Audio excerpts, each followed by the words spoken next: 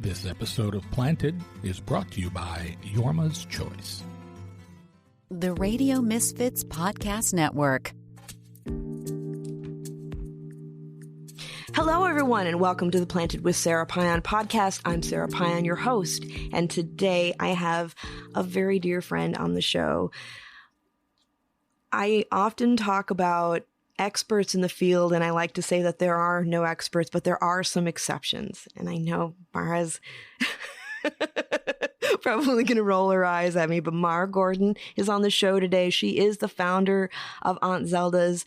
She has done so much work to create protocols to help treat cancer patients with cannabinoid therapies, has done amazing work, and is known internationally for all of the work that she has done to be science forward and have realistic conversations about cannabis for health. Mara, welcome to the show. I'm so happy to have you.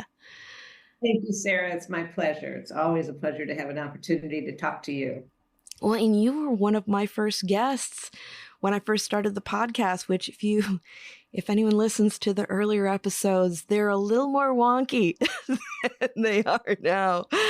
But since it's been a while, I'm going to ask you a question that I believe I asked you in the last episode we did. What was your first cannabis experience? You know, I don't think you actually did ask me that. Because I don't think I've ever actually talked about that in a podcast. Anyway, unique information. So my first experience with cannabis was when I was 12 years old. And Ricky Kessler and I don't remember the other little boy's name, had gotten some from like an older brother who was a soldier at the time in Vietnam, and he'd come home and he had some cannabis, and we went into the parking garage and we smoked it, and I absolutely hated it. Thought this is the worst thing ever.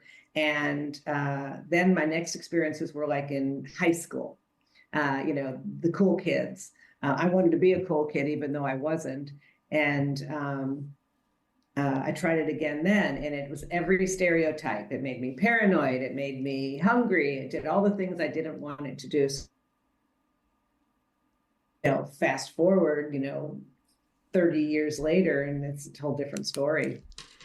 What got you into the work that you do? Because I remember the first time, we hadn't met yet, but the first time I saw you on stage was Patients at a Time in Portland, Oregon. And that was when Aunt Zelda's was still an edibles company. Was it still an edibles company? Or you were talking about the beginning of you were talking about the past with the edibles in your speech? Yeah. Right. The edibles were 6 months at the beginning. I mean, barely anything. And that was because, that was 2014, by the way. God, time flies. A decade ago. So when Aunt Zelda's first started, well, we weren't Aunt Zelda's. It was just me in my kitchen. We actually were called MC Edibles, medical cannabis edibles. It looks like Mick Edibles. And an attorney said to us, you probably should change your name now because they're going to come after you later. They don't allow people to do that. So I was like, okay, it's worth it. So we just kind of left the naming thing out there. And at the time I had, this is probably like early 2011. I was making my Aunt Zelda's carrot cake recipe. And I was weighing each piece. I was figuring out how much was in, doing is as a process engineer, doing as much process around what I was making as possible with no lab testing at that time or anything. And I had just a few people that I was providing medicine to. And the deal was they had to give me the feedback on, how much they took, et cetera, how they felt, how onset, everything else, labs, all the things that I still push from people. And it became clear actually, I was having a meeting with an attorney, and he brought along a friend of his who's a very successful businessman. And the man said, the guys that make the money in building houses are the ones that supply the lumber, not the house builder. He said, so why are you making a cake? Supply the oil and let people do with it what they're going to do. And something clicked for me. And I realized, no, I'm not interested in giving people an edible. I'm interested in getting the data. And I thought, how much better would it be if I just get rid of the package, meaning the carrot cake, and just work with the oils themselves? And so that's how we narrowed. And that was early 2011. Okay. That's Yeah. right. That's right. 'Cause But that story, yeah. yeah, and that's how Aunt Zelda's got its name, was from the carrot cake recipe. Yeah. I actually had this guy in LA who was kind of gangster. I mean, self-described gangster. But he had Tourette's. And he somehow heard about me, and I started helping him. And I started sending him carrot cake. This is back like the late 2010, early 2011. And he's the one that said, send me some more of that Aunt Zelda's. I want some more of that Aunt Zelda's. And so that was when it was like, wow, it's taking on an identity of its own, other than my actual Aunt Zelda. So anyway, yeah, those were the days. That's awesome. When you think about people coming into this space, there are all sorts of different reasons that people do, and they come with lots of different skill sets. But I think something, at least my observation, one of the most impactful things about the work that you do is not just your passion, but your background as a process engineer, and how that's really, it really drove critical thought and a lot of the work that you've done with the protocols. And I'm wondering if you would want to talk a little bit more about that. Yeah, I'm happy to. So the first thing I did, and I have all my old composition books where I've all my notes from the very beginning. I've kept every notebook. I sat down and I said, what would it take to turn cannabis into medicine? Actual medicine that a physician would feel fine recommending to a patient. What would it take? And I started saying, okay, it would take excellent lab testing, which we still don't have, by the way, but it'll take excellent lab testing, independent, forthright, etc. It would take understanding the data around treatment protocols. So in other words, collecting the data on actual usage and comparing it to medical outcomes, not just anecdotal, whatever. So it's a higher level. It's more observational data than just anecdotal. It's still not, platinum level, but it's really good. So understanding what they're using and how they're using it, having a complete patient intake to understand comorbidities and everything else, but also to look for patterns. For example, I have a philosophy that if you don't ask the question, you never get to learn the answer. And I want to know everything. So I ask questions that other people are like, well, why does it matter what my ethnic origin is? Well, I'm looking to see if there's a pattern between which particular cannabinoids and terpenes and dosing protocols may. And if I don't ask you, I can't then use it as a data point. So, which, I have found some patterns, but nothing that's report worthy at this point. And then on and on, there was all these different steps that were required to turn it into medicine. And cannabis is a participatory medicine with the physician. They if you need a prescription for an antibiotic, they write you a prescription, you take it, and you're done. With cannabis, it's a conversation that has to go back and forth to get it right, to get the dosing right, to get the profile of the medicine, the correct cultivar, et cetera, for the patient to take. So by just looking at, keeping my North Star being getting physicians to be willing to recommend cannabis in a specific way and manage the care the way they do other prescriptions that they give their patients, then how do I do this?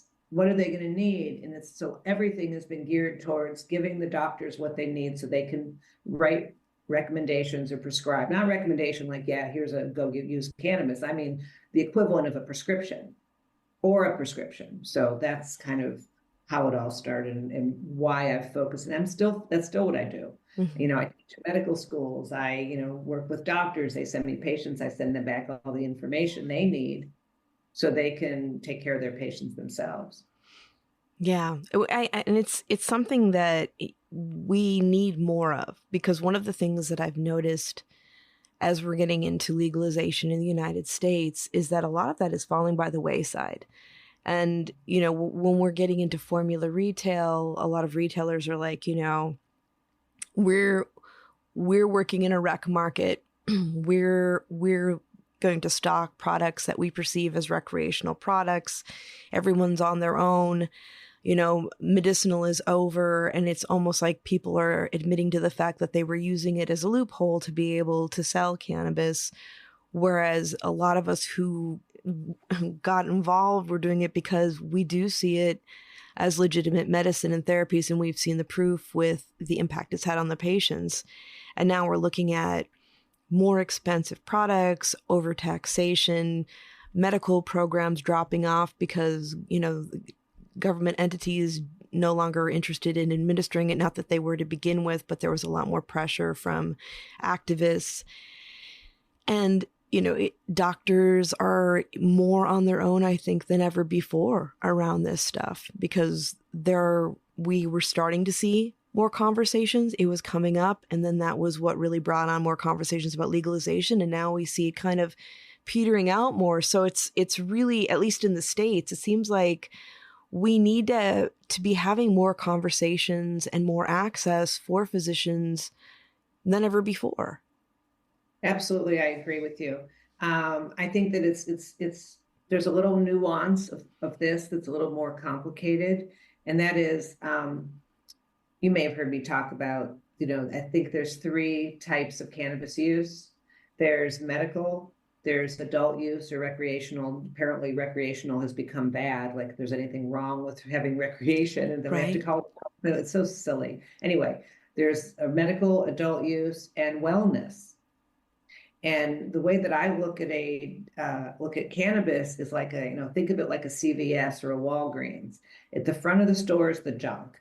It's, a bottle of wine, you can get a candy bar, you can, buy flip-flops, whatever it is. That's the recreational. That's where those products belong. But then if you've got something actually wrong with you, you go back to the pharmacy and the over-the-counter. You go and you pick up a bottle of Aleve. You go and get some Sudafed, whatever it is you need for whatever you're self-medicating. But then if you're really sick and you go to the doctor, or you call your doctor, or however your healthcare, and they send in a prescription, then you go and you talk to the pharmacist, and then you go pick it up from the pharmacist. And the doctor has driven the conversation of what you're going to get and how you're going to get it. There's some nuances there until they're educated enough, which is why I built my software platform, to educate them on what to use. But in the meantime, so to have it being delivered to the patient from somebody with tremendous knowledge and much higher dose, very low dose at the front, higher dose when you move into the OTC section, and then whatever the patient needs behind the pharmacy counter. So what I think's happened is I've been watching this in the industry from the very beginning, and that is that people are confusing the need to have lots of new development and new products all the time. And it's like they brag about all their new SKUs and all their things. And it's like, well, really, if you're super successful at what you do and you make a high quality product, you could have 1 product or 3 products, and that's it. You don't have to constantly be coming out with something new, because in the medical equation versus the recreational, people want consistency. They want the opposite of innovation. I want to have something that's going to get me to sleep every single night, right? Mm-hmm. And by the way, I think 70% of, I heard this statistic yesterday, 70% of recreational users are using cannabis to go to sleep at night, by the way. So It's not really rec, it's just self-administered. But the manufacturers that are going after, the market share, they're all trying to cut up this small market share known as recreational, where this enormous one known as medical is so much more, has so much more opportunity and so much more innovation. For example, I think it was back in about 2018, 2019. I think we did a study and it was like $75 a month is what the average recreational user, adult user was using per month. And on the looking at cancer patients, they average closer to between $500 and $700 a month. So everybody's going after the 75, when the reality is you could have 10 of those and in the one patient over here. And you don't have to innovate. They just want you to keep giving them what they're using and what works, right? Right. On the other hand, you also have all these mass-produced, white-labeled crap that's out there, and this single molecule crap that's out there that they're calling that medicine. People might as well just go to their doctor and get a prescription for Marinol. It's about the same thing. Yeah, I remember trying Marinol when I was going through treatment because I didn't want to travel with my cannabis, and it was not effective. I think it's really interesting what you're talking about as far as like market share, because there is a certain fallacy that they're like, oh, cannabis sells itself. Why aren't we selling to as many people? The market isn't what we thought it was. But a lot of it has to do with the fact that the retailers themselves have a very outdated view of who the average cannabis user is. Because like you said, when we got into legalization, and there's nothing wrong with getting high and having recreational use of cannabis. And a lot of people were actually coming in not with that in mind, but the fact that they didn't have to have the conversation with their physician about getting a recommendation. And they're like, will it help with sleep? Maybe it'll help me with stress. I'm curious about doing a little, trying it out a little. And then if it's successful, a lot of them were telling their doctors what was going on. And so there's that. And then there's that wide swath of the third group you were talking about, which is using cannabis for wellness. And that's, I think, a really interesting thing that a lot of people aren't digging into as deep as they should be. And when we look at, cannabis and sober living too, is another thing altogether. Like I was working, we had a family friend who had esophageal cancer, and he was having issues with appetite and wanted to look at using cannabis to help with it. But also his wish was, and he knew he wasn't going to be here much longer, but he said that his dearest wish was to die a sober man. Mm-hmm. And so I ended up having him experiment with some CBG and let his doctor know what he's doing. And it ended up helping him eat, and he realized that he was anxious, and that it was actually helping with the anxiety. And he felt very, very at peace with it. And I think, one of the things that's interesting is that we're having more conversations, not only about mindful use of cannabis, but the fact that there are ways to be able to use cannabis and honor your commitment to sober living. Yeah, I don't think that they have anything to do with each other if you're using it medically any more than somebody who's sober that takes a Vicodin. If the doctor prescribed it because they just had a tooth extraction, that's not going to break their sobriety. And interestingly, on this topic, I started doing the work I do with cannabis because of my husband, who's an alcoholic. He's now been sober for 35 years, but he had broken, almost the next month is 36 years, but I know one day at a time, so 35 still. He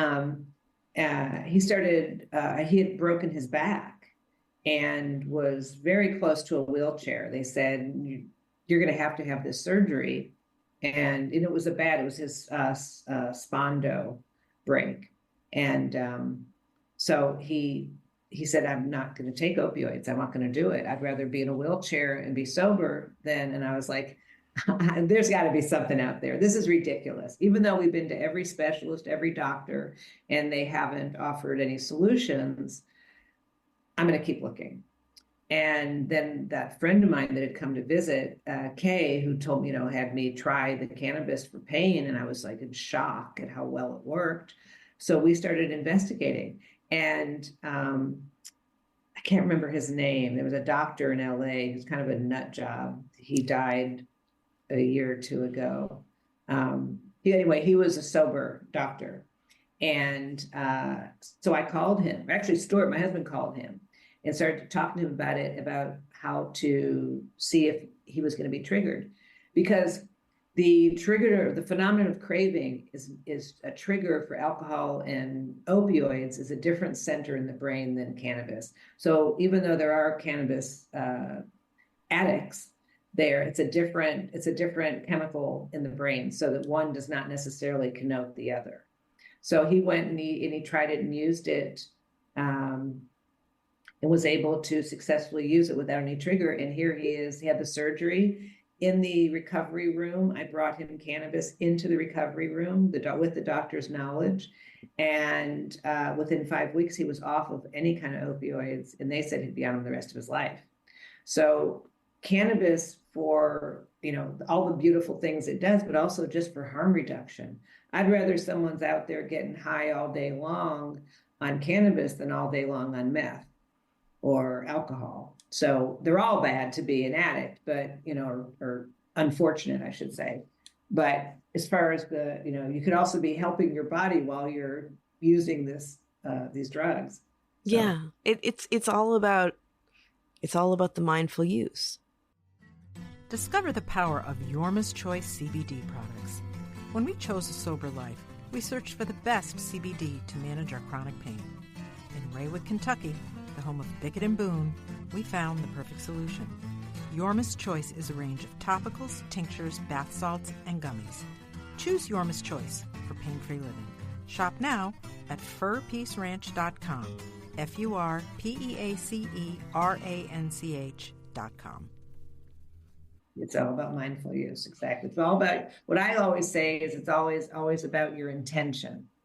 It's all about your intention. Are you intending to use this to help you get to sleep? Are you intending to use this because you have cancer? Are you intending to use this because you're going out and want to have fun? And all of them are valid, and they each should, but the problem is, because of prohibition, there's this concept that all use is recreational use. And we have to grab back the truth. And the truth is that most of the people that use it are using it medically, even if they don't know they are. So that's part of your job as a podcast host, is to get that message out there, Yeah. It's something that I believe strongly in as well. And I mean, that even for myself, like, I do enjoy smoking from time to time, and that's what helps me with my focus through the day, because the non-euphorics aren't distracting. And I love CBD, but CBD personally for myself, I get a little forgetful on it, and I know everybody's. Yeah. I can't stand CBD. I think CBD is so overhyped. It is just. Anyway, I didn't interrupt you, but of course you always do. But yeah, so let me ask you a question, if I may. Sure. So you said that you don't use THC during the day because it makes you a little bit not as focused. Mm-hmm. What cultivar are you using, and in what form, and in what dose?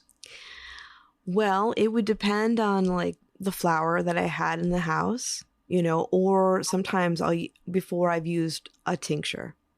And that's the thing, like, there's the consistency of what's available, and, the percentages in the flowers it's not always easy to get the same thing over and over again. And that's good though. I use all whole plant, that everything I do. And I want there to be slight variances, because I believe that it stresses the body a little bit and it's more responsive. I think after time, people end up getting to where they have to take more, or it doesn't work anymore, that kind of thing. Oh yeah, the body's so adaptable. Right. But by changing slight variances in it, I think. On the other hand, or in addition, I have patients that I could never give them anything with alpha-pinene during the day. At night. But during the day, it's what focuses them. So it may be, and when you're taking these tinctures, and correct me if I'm wrong, but most of the time these tinctures are made with single molecule crap and then a bunch of fake terpenes added back to them. Or even if they use terpenes that came from it, they're still, what levels are they putting them back in, and which ones? So I think it would be I would be interested in you doing an experiment to Okay. see if you got some like sour diesel. Oh, sour diesel's one that actually makes me super paranoid. Does it? Okay. Have you ever used it where you took one puff? No, I haven't. Good for you. Well, I think it's a greater conversation, right? Because that's when I used to teach my classes, I would always joke that, it was on everybody's lips, but it's not for everybody. Like during the day, it's a little distracting for me, but to use it for my neuropathic pain, it's amazing.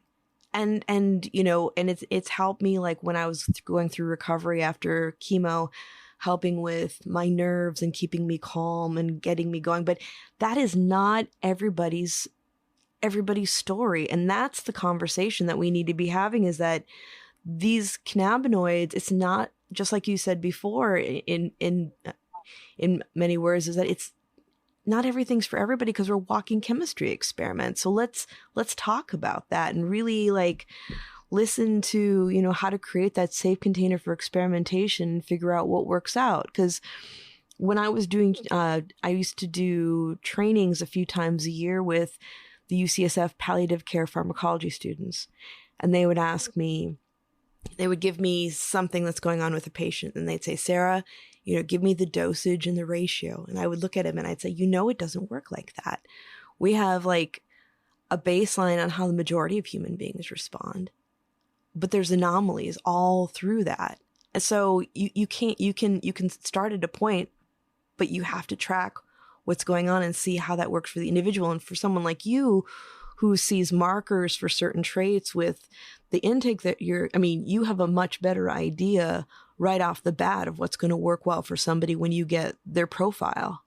Right. I get it. I can figure out, it's an interesting little thing that I've noticed that I do. Obviously we've collected data on, I personally on over 5,000 cancer patients, and I think as an organization we have over 10. And that's a lot of data. Yeah. And so we see patterns. We see patterns in the fact, and I've talked about this so many times, there's no correlation between the weight of the patient and the dose, but there is between the age of the patient and the dose. So what I usually do is I can look at, like, somebody comes to me and says, I have ER/PR breast cancer. I'm 45 years old. And I also have this other comorbidity. I have a thyroid issue or whatever. So I can go into our data and I can see it's close to somebody like that I can find. But usually there's an average that we have of what people in that age group with this type of diagnosis, with this type of situation, what they would use. And so I establish a target for them. And I'll say, let's work towards this target, but anywhere along the way, you may need less, or we may hit the target and you may need more. But this is a starting point based upon the data. And patients are far more comfortable when they feel like they know to go that way. So it's a way to diminish some of the fear around the fact that you can't give them an exact dose by setting it up in target. So let's say I have somebody who their target dose would be a total of 300 milligrams of cannabinoids. After I talk to them and after I do more research on the patient is when I make the decision of how much of it's THC, how much of it's CBD, how much is CBG, THCV, THCA, et cetera, because yes, we know that certain diseases respond better to a 4-to-1 ratio of THC to CBD, or some, at least we think so. Some of them is like 1-to-2 ratio with THC to 2-part CBD, whatever it is. But I also know with talking with the person and meeting with them, what their resistance is going to be. And because my goal is for them to succeed using cannabis as a treatment protocol, I want to do everything I can to eliminate that fear and eliminate the anxiety and eliminate the failure. Oftentimes, people come to me because they've heard there's a podcast I did that's very listened to quite a bit apparently, and most of the people on there are pretty much nut jobs. But like the whole gram a day thing. I went on the podcast to dispel the whole gram a day bullshit. I don't know if we'd say that on your podcast. You can say whatever you want. We're on Radio Misfits. Yeah. Okay. So it really, there's so many people that are when they are being told that they have to use a gram a day and they have to do this and they have to do that, they just want someone to tell them. So they grab on to something that's tangible. When the reality is cannabis medicine being bespoke medicine, it's a one-off. So we can have patterns, we can see whatever, but I don't know. And everybody's disease has their own anomalies. Every cancer has its own genetic makeup, everything else. So you can't just say, well, I use this for my wife's brain tumor, so it's going to work on your pancreatic cancer. Yeah, I mean, that was one of the things when I worked in the dispensary that I found really disturbing, especially people coming in really feeling desperate. And like, as a survivor myself, it's like, I know how people may mean well, but they show up with magic beans trying to sell them to you. Like, I can't tell you how many times a neighbor tried to force my mom to buy noni juice for me. And I was like, Mom, I know you're a researcher, you're not going to do it anyway, but don't even second guess it. Cause she's kind of like, I know it's BS, but I'm also worried about you. And I'm like, I'll just throw whatever. Let's try it. Let's see what happens, But, knowing that these, it's incredibly expensive to be sick to begin with. And then they're trying to track down this RSO that they don't even know is going to help them. And then they're going to flood their endocannabinoid system with all these cannabinoids. And it was really, really hard to kind of talk people down on it. And they'd be like, no, I want it. And I'd just look them in the eyes and I'd be like, listen, as a survivor, I'm telling you, this isn't the answer. No, it's ridiculous. It's ridiculous. And the whole idea of a gram a day, and I want to get off this because it just pisses me off to talk about it. The whole idea of that is so absurd because is it 1,000 milligrams? Is it a gram weight or is it a volume? Right. Nobody said. So if you have 50% oil, which is a pretty typical, people make themselves, they can usually get about 500 milligrams per gram when they make it themselves, if they use a distiller, etc. So do you take 2 grams then because it's only 500, it's only 50%, or is it still 1 gram of volume that only has 500 milligrams? There's no differentiation in any of their literature, any of the things. I've talked to Rick, it's just not. Yeah. And so just from that alone, it just has no legitimacy. The other thing is the one about suppositories and people using suppositories so they don't have to get high. You don't get high from THC, you get high from the activation of the CB1 receptors. So if you're using a suppository, I'm not talking vaginal, I'm talking anal, rectal suppository, and you're not using some sort of a liposomal or something for absorption like DMSO or something, absorption through the walls, it's a one-way valve and you're not getting high because you're not doing anything. You're just wasting your money and you're also wasting your time to be addressing serious illness. So I think that there's a lot of really bad players. You go to some of these Facebook groups and it just turns out that usually they're selling a product. Usually while they're, creating these safe places, they're also trying to sell. And I really want there to be legalization so that we can legitimize what is medicine and what isn't. I despise the way it's being done. I'm very, very unhappy with the way it's being done. And like I said earlier, the 2018 Farm Bill pretty much destroyed the cannabis industry. Yeah, it did. I wish that we could use some of the things that happened with hemp to actually loosen. There are some things that need to be loosened with cannabis, but then also there are things like when we're talking about like the labs, we really need to tighten that up because as we're seeing the whole pay to play with the labs and the recalls that we're getting, those are really concerning, especially when we're looking at people with compromised immune systems. It's not good for anybody.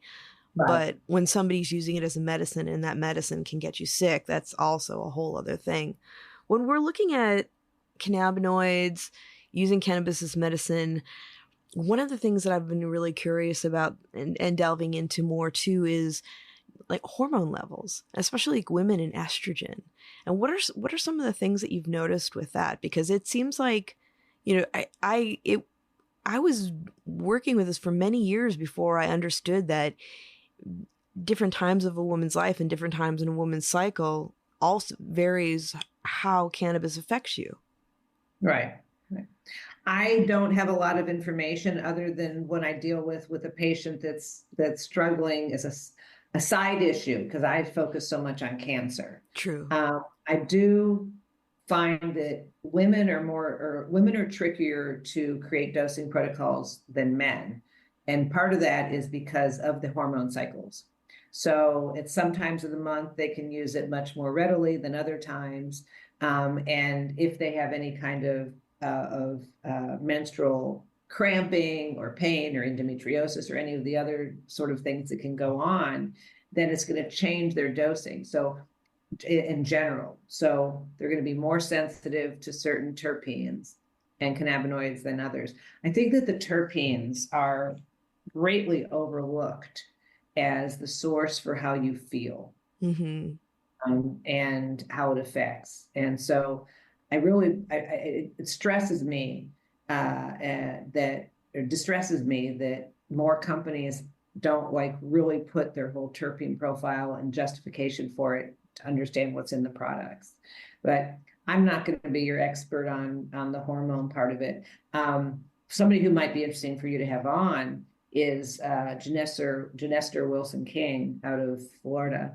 She's a GYN there that's part of the SEC who lectures on.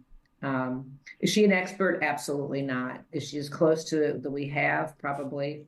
And she's an interesting woman. Yeah. So. Going back to the terpenes, you're right. We don't talk about them as much as we should. And I think there needs to be more tools to make that user-friendly for right. An average consumer to understand, because as we are seeing in the adult use market, we're always talking about THC percentages, and you can have something that's really functional with a high percentage of THC. You can have a cultivar that might feel, I've had things that have been in the low teens that have felt much stonier because it was a really interesting terpene profile, especially with how it worked with my body. And I think, right. I know people find it confusing, but it's actually, for people who are like interested in things like essential oils and stuff like that, it's actually quite fascinating. It makes perfect sense. It's just logic. Any chemical that's also used in something else, like linalool and lavender, or limonene and lemon. These things are so obvious. We know they have benefits. We know. So why do we dismiss them in how they matter and how they're going to affect you in cannabis? Absolutely. I agree. Looking to grow your cannabis business and expand your network? Join the National Association of Cannabis Businesses for just $50 a month and unlock exclusive access to new commercial opportunities and clients across the industry. Enjoy special discounts, free advertising, and access to members-only content. Whether you're starting out or scaling up, NACB tailors its memberships to propel you forward.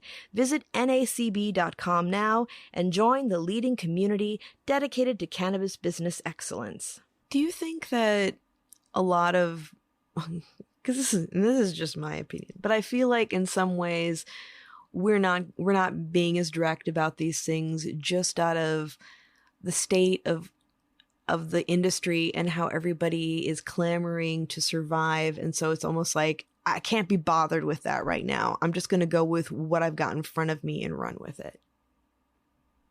I guess you're a little bit more benevolent than me. I just think people just don't give a shit. I think they're looking to make money. Most of the companies that come out with these white labeled products, or however you want to refer to them, they're putting all their money into marketing. They're putting all their money into sales and maybe packaging or whatever. They're not putting it into research. They're not putting it into quality, because if they were, they wouldn't be using these mass-produced products. Right. you know, you go to a shelf and a dispensary, how many of the products that are there that are made from the exact same thing by the same company?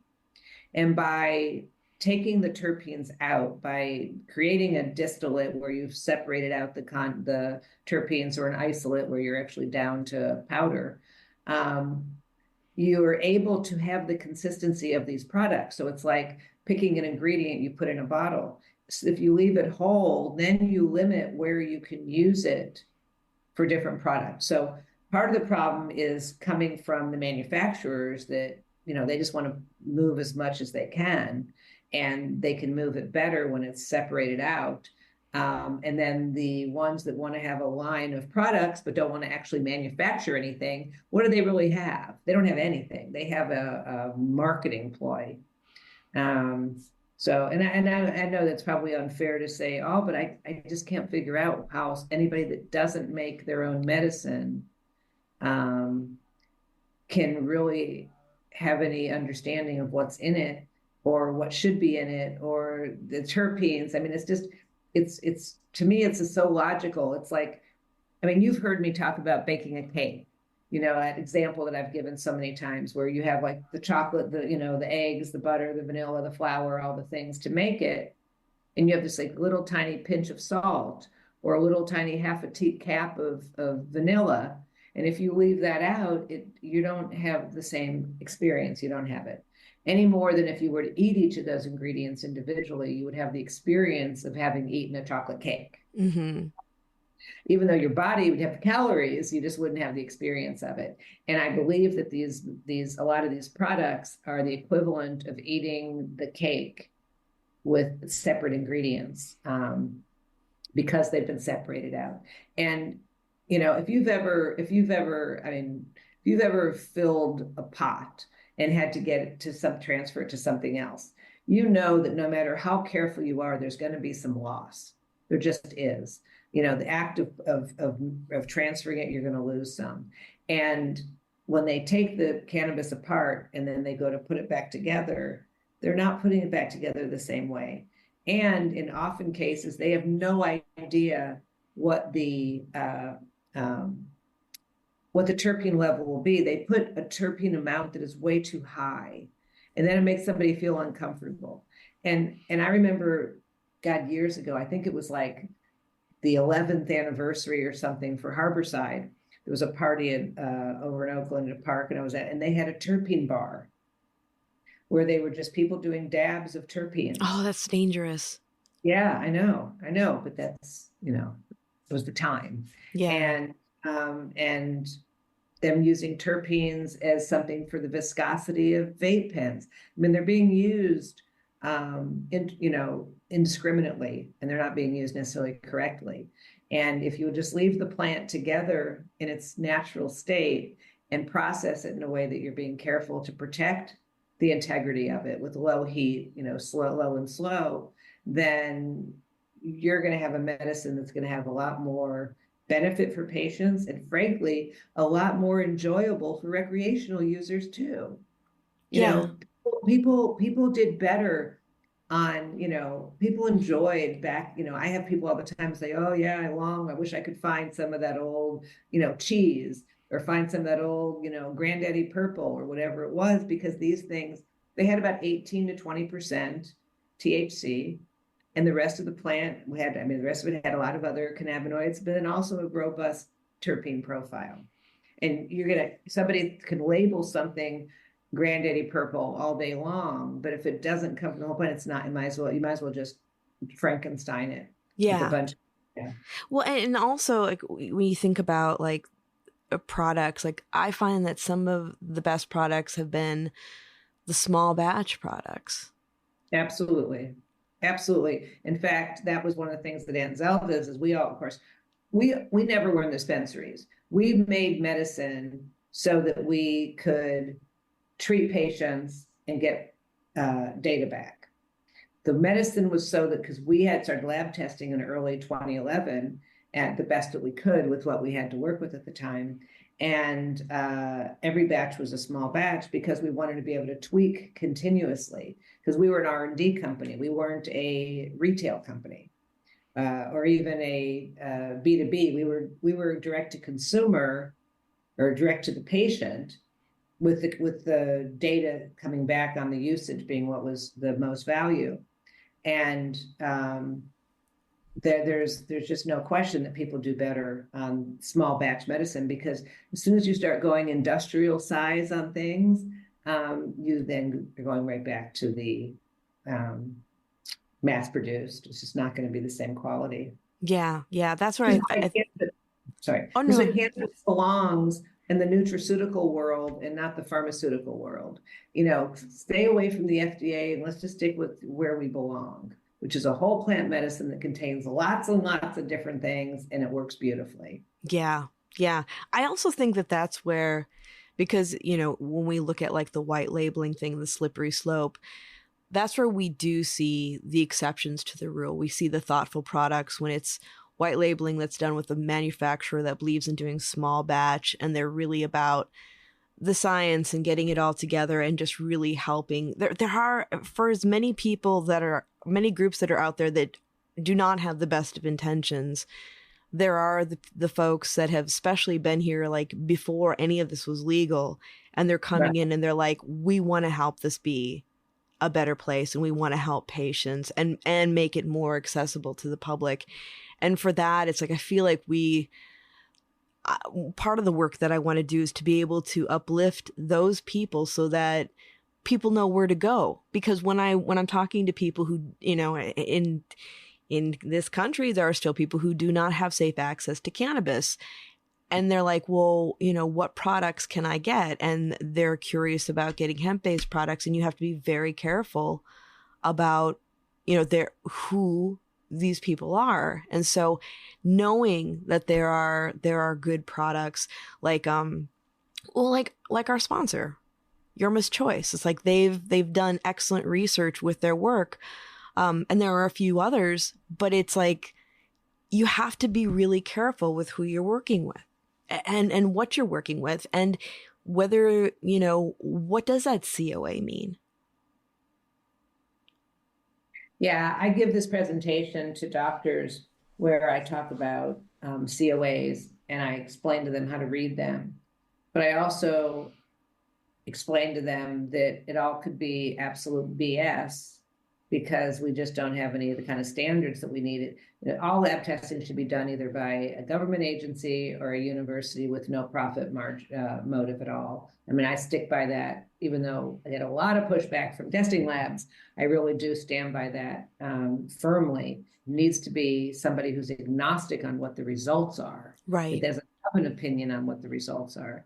Not somebody who's going to be selling higher THC numbers, etc. I think that looking at the lab testing, and as long as we have a nomenclature that is involved with people naming things whatever they want, we're going to have a disconnect between the medical acceptance and the general public. Yeah. Because I going back to Granddaddy Purple, which is, by the way, one of my favorite for you working with patients. I have a lab report that shows it. Well, first of all, you go to something like seedfinder.eu and you see that on average, it should have this level of THC, it should have this level of CBD, et cetera, et cetera. And of course, obviously, those are guidelines and basis. But then I go online and I find lab reports out there where it shows from a supposedly licensed laboratory, where it shows high CBD and no THC, and yet it's still labeled Granddaddy Purple. Yeah. Because the testing lab should be pushing back. I mean, I've been saying this back since 2011 with AC/DC, when I had a batch come back that was high THC and low CBD, and they still put AC/DC on there. And I said, well, obviously it was mislabeled. So why are you continuing the mislabeling? Well, we just put on there what you tell us. Well, that's a problem. There should be a requirement of within this range and these components within there. Then it fits into the profile of a particular medicine. I mean, it's going to be difficult to get the average cannabis user away from the naming of these silly strains now, like after your girlfriend's cat or whatever. But what did Jacqueline Patterson say? The shit that killed Elvis was the one that she liked so much. The name of yeah. I mean, it's like, how does grandma go to her doctor and say, can I have some of that shit that killed Elvis? I mean, or ATF or some of the other naming on these. Right. We need to be able to know what terpenes are in there, which cannabinoids are in there, and at what levels, and then have those be in such a way where the nomenclature around them matches what the medicine is, like we have in standard pharmacology and in Eastern medicine as well. From the prefix and the suffix, what the components, how it was made, all that kind of thing. Doctors are not going to prescribe grandma the shit that killed Elvis. They're just not going to do it. And the person goes to a dispensary, and the dispensaries, they don't know. They're going to whatever's on sale or whatever they're supposed to be pushing this week. And then of course the patient fails, right, which is the saddest part of it. And then the doctor has reinforced it doesn't work. So it creates this whole cycle of failure instead of cycle of success on something that should be pretty straightforward and simple, at least to know what profile. Somebody comes to me and they say, I'm having trouble with the neuropathy from going through chemo. I have a pretty good idea of what's going to help them with that, or what may help them with that. And so I create a protocol around it. But if I were to send them to a dispensary, who knows what they would give them? Who knows? They probably have them smoking OG Kush or something. Yeah. Well, I mean, that's the thing. I mean, there's also those conversations not only of like the chemotypes, but having that real conversation about modes of use. Like when, people would tell me, oh, well, I have pain issues and I want to smoke cannabis. I'm like, you're going to be smoking a lot during the day. And is that optimal for your health? Like, right. It's one thing to have like a puff and chill out. It's another thing if every 2 hours you've got to smoke to manage your pain. Yep. Yeah. You've just basically called out my husband. I love Stuart. I know. I keep trying him to use infused oils. They're not tinctures because they don't have an alcohol or glycerin base. They're infused into olive oil, or I give him extract. And when I do that, he's amazing. He smokes, but he loves his bong and his flower. And you know what? He's not using opioids. He's not drinking alcohol. He's extraordinarily productive. And, he's sharp as a tack. So if that's what works for him, you're nuts. But, but he also has the freedom of being retired. Right. I mean, I had a guy come to me that wanted to just smoke it for his pain, he just wanted to smoke for his anxiety. But like every hour and a half, he was having to go back out to his truck to smoke. Right. But I mean, that kind of goes along the lines of too, like there's the efficiency in what in a perfect world a person probably should do. And then there's what resonates for them. Because if if it doesn't resonate for you, are you going to do it? Exactly. Well, they will if their doctor tells them. Yeah.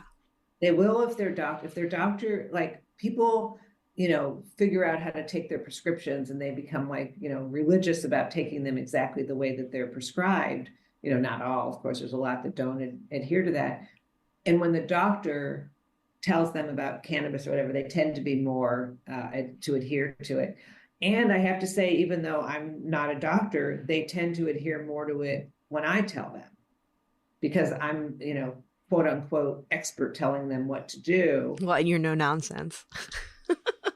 What? You're no nonsense. You're like, listen. Yeah, well, it's no nonsense, but it's also based on something. It's based on experience and data and, understanding what's in the medicine. So I've been putting together for like the last 2 years now, a spreadsheet of around the world, really, but the United States primarily, of which states, because there's no interstate commerce, which states have products that can even be remotely recommended. Yeah. And there's a dearth of quality products in the US. I mean, it is just awful what's available. It is. And what's sad is at least here in California, there used to be so many more good products that were able to be used, but they were all small companies. Right. And you know, whether it's because of the things that are going on with doing business in California, and some of it is that some of the most thoughtful brands that I've seen have been led and created by women, and it's incredibly difficult for us as women to survive in this industry and get taken seriously and get the funding. I mean, there are some out there, and I got to give them credit, they're doing a great job of it, but we've lost a lot of really thoughtful products and thoughtful companies as a result of people not knowing how to do business at that level, or just not having that access. You know, there's a because I fell into that a little bit, that paradigm, and part of it is because of motivation. My motivation was to help as many patients as possible so that physicians felt comfortable recommending cannabis accurately for their patients. So they were back in charge of the conversation. And to be able to, I mean, that's all I wanted to care about. That doesn't mean that I want to care. I'm not a director of operations. That doesn't make me a CEO. That just makes me somebody who's really smart and really good at what I'm focused on, what I'm doing, right? Or I hope smart. I hope I'm doing a good job. The problem or the challenge that so many women have had is that women, primarily as the primary caregiver, and tend to be more, it makes sense. I mean, historically, it was the women. I mean, I know we have all these male chefs out there, but it's really the women in 99% of the cases that is doing the cooking. It's the same thing with creating medicines. It's mostly the women. And women want to focus, and of course, this is such a stereotype, and forgive me for my generalization, but women want to focus on making the good medicine, not on, you know, the SKUs, not on, you know, that part of it. And so what I've witnessed many times is that a businessman, in most cases, comes in and says, I believe in you, I'm going to make you successful. And the woman says, great, thank you, because I want to focus on this, I don't want to focus on that. And the first thing they do is change the whole company. They just change everything, and now they're not being able to make their great products anymore. So it would be wonderful if there was a consortium of sorts of people that were focused on making good products, and then there was like angel CEOs that would actually do, and the operations people that would do the running and leave the parts that are practical and are the most beneficial for the women to be doing. Obviously, that's such a broad brush that I just painted that with. There's people like, you know, Kim River that's doing, you know, Truly, but as far as I'm concerned, she might as well, I don't have anything positive to say about that. So that's about all I want to say about that. And then we have, you know, the other side of the coin, like we have, you know, men like Harry Rose who, you know, he just wants to help people be healthy. And that's, you know, I just had him on not too long ago talking about his partnership with Soulful. And it's like the beautiful thing for him is that he gets to go back to, we jokingly refer to it as being the mad scientist, because he just wants to create healthy medicine. Right. Absolutely. I mean, he had a couple of false starts, you know, trying to do his own deal. And I mean, it's taking a while. I mean, I don't remember the exact number, so I'm just going to make one up. But I think there was something like 125 car manufacturers in the United States when cars were first introduced. And we're left with basically, well, now there's a lot more, but we're left with General Motors, American Motors, and Ford. I'm talking about back years ago. Right. And it says it looks like you're done talking, and we're not done talking. Anyway, go ahead. So let's see what that was. I don't know what that was. Yeah, gotta love technology. Like, I've never stopped talking, but no, it's like, so I feel like in a lot of ways it's been sussing out the survival of the ones that have made it. But how many of those other 122 were superior products, Right. but couldn't be scaled, or they couldn't be, or the price would end up being too much, or whatever it was. Same thing with the railroads. Initially, each one had their own tracks, and you'd have to get off one and transfer it to another train before it all became universal. So how much of that is just the growth that we're going through as a new expanded energy industry? Is it that all these companies out there, and we're going to end up with 3 or 4, the Curaleafs, the True Leaves, etc. God, I hope not, because they're all crap. But I mean, I wouldn't give those products to my dog. So but Yeah. anyway, That- our mission, part of our mission has to be to help to find a way for these smaller batch whole medicine, which is why I think nutraceutical versus FDA, it belongs in the nutraceutical side of things, because every time I open a bottle of curcumin, for example, it might be a slightly different color, it might be a slightly different effect. Arnica might slightly different. I mean, plant medicines should be treated as plant medicines and not try to turn them in. We already have legal THC. Right. Yeah. Marinol. One and done. Yep. Yeah. So, and it's a failure for the most part. So, I don't know the answer. I wish I did. What I do is I just promote. Like every time I have a patient that comes to me from Washington State, for example, I send them to Skagit Original. It's not their platinum line, just the original line, and that's good. And I have to do this. That's an example. I have to find, and it shouldn't be that way. It should be obvious who are the good players and who aren't. Yeah, that's it. It's all about, knowing your companies, knowing your farmers, really. And then it's for the average user, it's a lot of research. And so it would be nice if we were able to have, I think it's essential actually, that we have more conversations about who is doing the good work. And, with the caveat, that your mileage may vary depending on your body. Mm-hmm. Absolutely. 100% different. I mean, for example, let's go back to CBD for a second. If I take CBD, in almost any amount, but if I were to take first of all, it's worthless until you get to 50 milligrams. Before that, it's pretty much placebo. But let's say I took 25 milligrams or 50 milligrams of it, and I started feeling super anxious, feel like I'm jumping out of my skin. I'm really unhappy with the way I feel. Stuart, my husband, on the other hand, takes CBD every night to go to sleep. So, and takes 100 milligrams. So look at the difference in the two types of people. If I said, oh, I tried it and it made me anxious, and said, that's how it makes you anxious, for example, he would have probably not tried it for sleep. Right. Right. So we have to just keep in mind that everybody's endocannabinoid system is unique, and each one is going to respond differently. And when you're dealing with whole plant medicine, there are keystones in there that we haven't even identified yet. So, what we don't know is so much greater than what we do. However, what we do know, which is most important, is that it's almost impossible to be hurt by cannabis. Right. Right. And that's the bottom line. And having the conversations, like when I would have somebody who would come into the stores back in the day and they'd be like, my friend uses these chocolate covered blueberries for sleep. She's had a great time with them.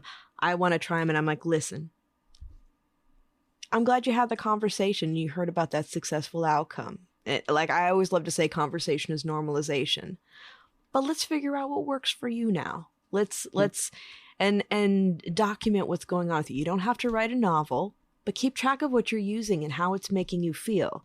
And really having those real conversations about dosage instead of volume. Let's talk milligrams of cannabinoids.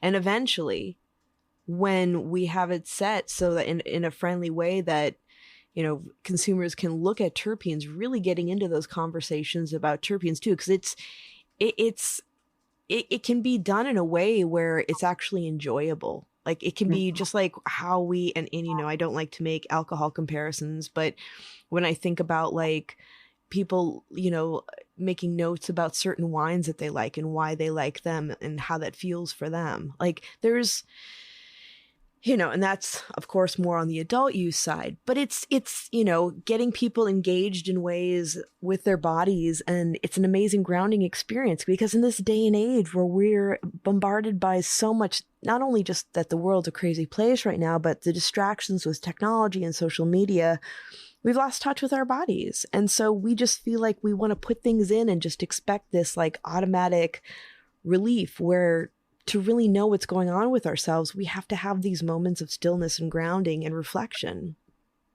So when a patient comes to me, which, I still see patients 3 days a week. When a patient comes to me, besides having them do the intake, when I'm doing the interview with them, the actual, face-to-face interview, I talk to them about their diet. I talked about what they eat. Food is your first medicine. And then I talk to them about exercise. And invariably, they'll tell me, oh, I do this. Well, exercise has 3 components. It has resistance, flexibility, and strength. And you have to do all 3. And then I talk to them about meditation. And oftentimes they'll say, oh, I go to church. Well, that's wonderful. And I'm so happy for you that you have that. Let's talk about meditation. And let's talk about getting out it so that you're healing mind, body, and spirit. And so much of that is going to be impacted by how they take their cannabis. That if they haven't been able to exercise, maybe now they can. Maybe now they're not as steady on their feet and they need to do chair yoga instead of mat yoga. I mean, sometimes people's cannabis use is necessary to be high enough that they aren't going to be able to drive a car or go to the gym or whatever. And meditation, it's because cannabis is biphasic, it can make you where you're very focused to meditate, but it also can make you scatter the other way. It can go if you take too much. So we have right now, I stand firmly that people that are using cannabis medically are early adopters. And early adopters have more of with obviously many, many exceptions, but early adopters have more of a tolerance for differences and for variances. But as we move this to, so let's say I don't have a number on how many people are using cannabis medically in the U.S. right now. Do you have any idea? Plus, it's an unknown number. Yeah. Because so many use it that think they're using it for adult use, but they're really using it medically. Right. Or they know that they're using it medically, but they're getting it in an adult use market. Yeah. So it's not really an easy number to know. Yeah. But let's say we have 50 million people in the U.S. that are using cannabis, probably a ridiculous number, but let's just say there is. Well, how about the other 280 million that aren't early adopters? They're going to wait till their doctor tells them to use it when they go in for something. They don't ask their doctor about it. They don't want to know what they're taking. They just want to take it. They just want it to be like, I'll say to them, like one of the things that I have people do is obviously tell me all their medications and supplements and all that. And one of the things that often is like, oh, wow, I don't know. It's, honey, it's that pink pill. It's the pink.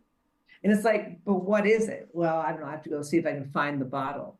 People want cannabis to be the average of the other 280 million people. They want cannabis to be a prescribed medication, just like anything else, even if it has variances from batch to batch. They just don't want to have to be in charge of making that. They don't want to have to be that actively involved in their own health care.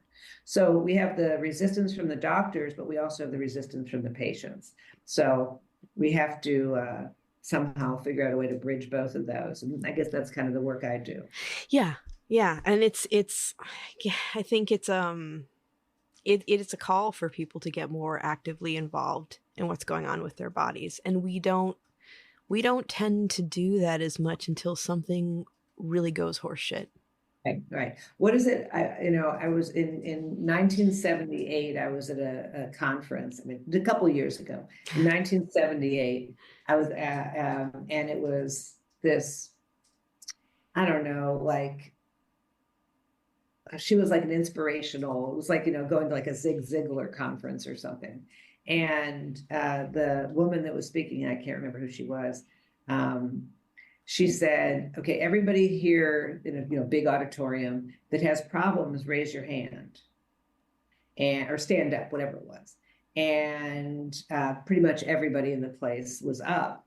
And then she said, everybody that has problems that could be solved with money, sit down. And all that were left were very few people. And she said, now you guys have problems that we can address. And those were people that had health issues.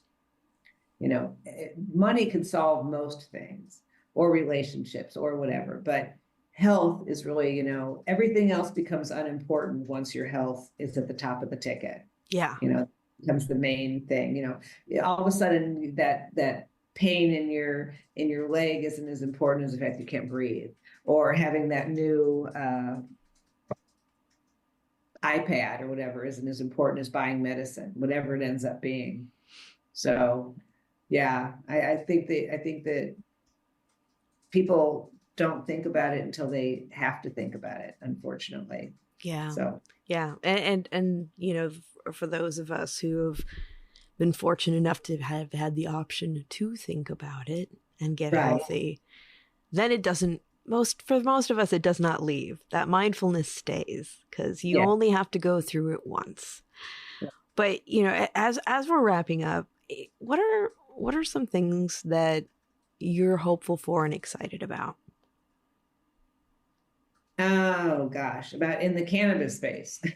Well, Well, I'll tell you one yes, thing. and yeah. So I'll tell you one of the things that I'm super excited about, and that is, as you know, I speak at medical conferences around the world. That's what I do a lot of my time, and I am seeing many, many more physicians attending these, and many more mainstream, still active doctors, not so many retired, this is their new gig, or they were crappy doctors and they're doing this because they can make $350 from writing a rec, that we had back in the early days. I'm seeing more and more physicians, like for example, WeCan, which is, I speak at a lot of them, but WeCan's the one that's kind of the closest to my heart of all the educational platforms. They had 1,400 people, doctors, all doctors, that came to the last conference, and they're expecting 2,000 this year. Think about that. We were lucky if we could get 10 doctors around a table for SCC back in the day. And now it's, and everywhere I go, doctors, I was recently in Argentina a few weeks ago, and I was just amazed at how many doctors there are interested or are already using it. I see this in all these different countries. Obviously, the laws in the different countries are a big problem for many of these. But the fact that the doctors are not only recommending it for their patients, but they're also tracking what they're using and how they're doing it. So I felt like the words I've been speaking all these years are not only falling on deaf ears. There's actually people that are doing it. Because my goal is to get to the point where I don't have to do this anymore. The doctors are doing it because it's their job, not mine. And the more and more that are doing that, the less that I have to do. And that's a win. So that's one of the places that I think is that I'm excited about is the increase in the medical. The next thing I think I'm very interested or hopeful about is more research. More research opportunities opening up. And more research going into human and not just petri dishes and mice. So that's very exciting. I also believe that I'm not a big fan of going to Schedule 3. However, the reality is that's probably what will happen. The fact that it will eliminate 280E is going to open up opportunities for some of these small batch companies that couldn't afford to operate, that maybe we'll start seeing some more of the old players coming back in, or maybe some of the ones that are failing not fail. or however. So I'm hopeful that that economic incentive will make a big difference because, you know, I mean, we were manufacturers, so it wasn't that big of a deal for us because almost everything in manufacturing is deductible. But for a retailer or a packaging or anything else, with nothing being able to be deducted and paying taxes at retail on everything, it's a recipe and almost assured that it'll only be a very small cohort of people that can afford to stay in it. Yeah. That's what's happening is everybody else getting pushed aside and they're left with all the cookies. So anyway, so I'm very hopeful about 280E going away, and I'm very hopeful about the increase in physician awareness and use of it with their patients. Yeah, both of those things can create a lot of positivity, a lot of better access, better products, better serving the public. Mm-hmm. For people who want to follow you, see where you're speaking and just all the awesome things that you're doing, how do they do that? I have no idea. I don't ever know how they find me. So, you know, I'm not joking. I wish I was. I mean, I have Aunt Zelda's website, but I haven't done anything with it in years. I'm not supplying products anymore directly. Um, I should put on there where I'm speaking, but I haven't ever done that. So that's something that, you know, maybe some volunteer will hear this and say, "Hey, Mara, let me help you with your website. It's as a favor." But so I don't really have an organization anymore to do all that sort of thing. But yeah, you can't just be a best kept secret, Mara. Well, that's kind of the problem is I am a little bit. So I don't know if it's a problem, it's a challenge. But I mean, I'm on LinkedIn. I mean, I have an Instagram, but I use it to post pictures of my dog. I mean, I don't do a lot of that sort of thing. So I haven't really taken advantage of social media that much. And yet people find me. In fact, one of the questions on my intake is, how did you find me? You know, and I don't know how that's worded, but something that's all intents and purposes. And I'm sometimes just amazed, like somebody may have heard your podcast from years ago and called me. I mean, it's like crazy where people find me. So I need someone to help on all this. I know that other organizations have been trying to figure out how to get me more out there, and I'm just, you know, whatever you want to do it. I just, as long as I don't have to be part of it. Well, I think we have to have some more conversations too. Yeah, I do too. I do. I always love talking with you and your handsome, amazing, wonderful husband as well. So give him a big hug and say hi. I'm supposed to be speaking for your listeners. In my next trip is Costa Rica. I'm speaking there in a couple of weeks, and then I'll be at the Emerald Cup. I'm leading the discussion on psychedelics there. I'm looking forward to that. Yeah. It won't be what they expect, but then again, it never is when I'm doing it. And I've got Mexico City at the beginning of October, and then Brazil later in October. And right now, I don't have anything that in September. So, you know, anybody knows of anything that's worth doing, let me know. But, you know, I'm easy to find. I mean, you can Google me. I mean, it's just, I'm not that difficult, you know? Yeah. And I always respond. You know, I had a guy the other day that reached out to me, and he was like, he couldn't believe he got me. He was in shock. He was like, didn't believe it. It's like, yes, it is me. You know, it's just, yeah, I do answer the phone, you know, that kind of thing. So for those out there listening and you want to get a hold of Mara, know that she's very accessible. You can find her online. And also, it's a little bit of an older documentary, but you should check it out. Weed the People. Right. Well, also, if you want to reach me, my email is mara@auntzeldas.org. Okay, make sure it's .org and it's the S. So, yeah. So Weed the People, wow, that's from another generation. I know, but it's still so impactful, and Oh, yeah. it's that's part of the conversation. Well, I'm so glad that we got a chance to talk. It's been too long, and it was easier when we were both in the same state, but I always enjoy every moment that I get to spend with you. So thank you for spending time with me today, Mara. Absolutely. It's always my pleasure. Anything I can do to support you, I'm there. Thank you. Until next time, my friend. And everyone, remember, if you like listening, please give us a review, share it with a friend, let us know what your favorite episodes are. And if you'd like to stay in touch over social media, we are Planted with Sara Pion on Facebook and Planted with Sara on Instagram and Twitter. You can also go to our website, www.plantedwithsara.com, or listen to us on our parent network, Radio Misfits Network, where there are other great podcasts, like one of my favorites, the Winemakers Podcast. So check it out. You can listen to Planted wherever you listen to your favorite podcast, whether that's Pandora, Spotify, Amazon, Google, Apple, Stitcher. Tune in. We are there. So join us. And until next time, stay curious, stay safe, and remember, it's a wild world out there. Be good to one another. Until next time, take care.